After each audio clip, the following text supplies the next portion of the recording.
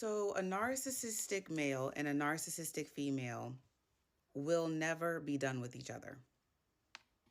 So, if your narcissistic baby daddy, your narcissistic ex was with a narcissistic woman, has found a narcissistic woman,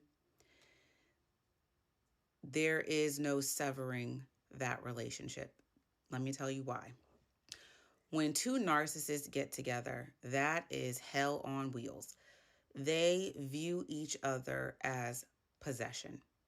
And because they are so similar to each other, they are aggressive in their relationship. They are very good at putting on for the public, so no one would know what happens behind closed doors. They have done the work to help each other create the false selves and the false narrative that they need in order to gain whatever supply that they desired collectively. Behind closed doors, they get sick of each other. Narcissists get tired of each other, of themselves. They're empty. There's an insatiable void that they have. They are not enough for each other.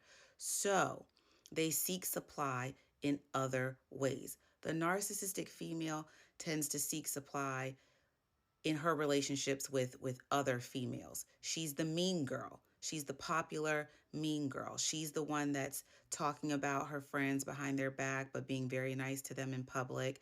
She's the one who's able to kind of manipulate the relationships amongst her friends and kick people out of the group. She kind of gets her power in those dynamics, while the narcissistic man will go and find supply through sex or with through other relationships.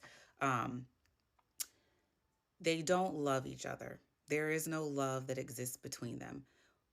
They have created a false life, so they have skeletons in their closets. They know things about each other that no one else does. They could ruin each other. They stay with each other out of obligation. They stay with each other out of desperation. They're codependent.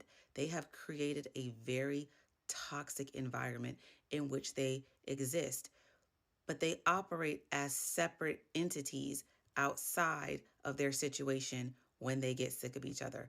It's a cycle, a vicious cycle of abuse, neglect, and unfortunately there are many people who are collateral damage on both sides because they would rather rot in their pain than deal with their brokenness.